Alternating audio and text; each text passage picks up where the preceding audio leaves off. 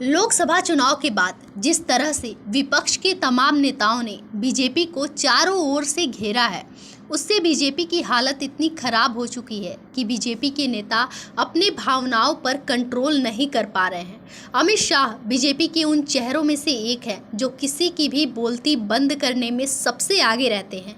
आपने अमित शाह के ऐसे कई वीडियो देखे होंगे जिसमें वो कभी पार्लियामेंट में तो कभी बड़े मंच पर सवाल पूछने वालों पर चिढ़कर डांटते हुए दिखते हैं। अब एक ऐसा ही मामला सामने आया है। नमस्कार, मैं शशि और आप देख रहे हैं देश नीति। देश नीति केवल सच्ची और पक्की खबरें।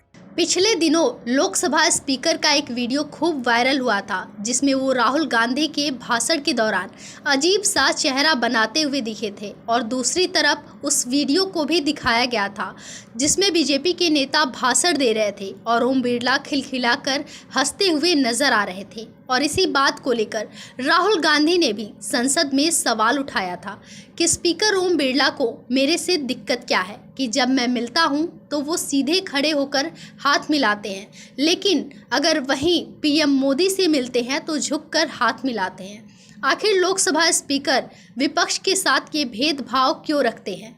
अब लोकसभा स्पीकर एक बार फिर सत्ता और विपक्ष के बीच उलझते हुए नजर आ रहे हैं।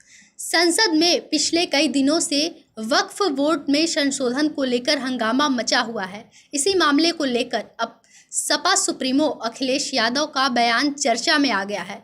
अखिलेश यादव ने लोकसभा स्पीकर ओम बिरला से कुछ ऐसा कहा कि गृह मंत्री अमित शाह भी गुस्से में खड़े हुए और अखिलेश यादव की क्लास लगा दी। अब आपको बताते हैं कि अखिलेश ने संसद में ऐसा क्या कहा कि अमित शाह गुस्से से आग बबूले हो गए। संसद में भाषण के दौरान अखिलेश यादव ने स्पीकर ओम बिरला की तरफ इशारा करते हुए कहा कि मैं नाम नहीं लेना चाहता, लेकिन सच्चाई ये है कि भाजपा अपने हताश, निराश और चंद कट्टर समर्थकों के स्पष्टीकरण के लिए ये बिल लाने का काम कर रही है। याद कीजिए अध्यक्ष महोदय, मैंने आपसे कहा था कि आप लोकतंत्र के न्यायाधीश हैं। मैंने इस लॉबी में सुना है कि कुछ अधिकार आपके भी छीने जा रहे हैं, इसलिए हमें आपके लिए लड़ना पड़ेगा। मैं इस बिल का सख्त विरोध करता हूं। जिसके बाद अखिलेश की बात सुनकर अमित शाह उठ खड़े हुए और गुस्से में कहा, अखिलेश, अध्यक्ष पर अधिकार सिर्फ विपक्ष के नहीं हैं बल्कि पूरे सदन के हैं।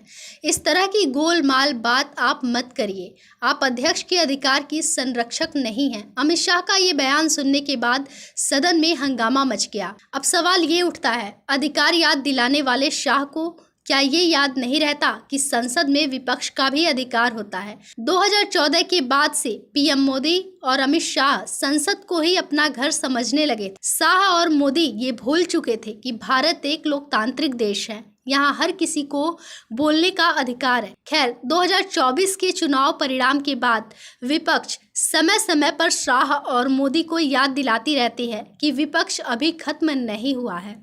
इस पूरे मामले पर आपकी राय क्या है? हमें कमेंट में ज़रूर बताएं और साथ ही हमारे चैनल को लाइक करें, शेयर करें और सब्सक्राइब करें।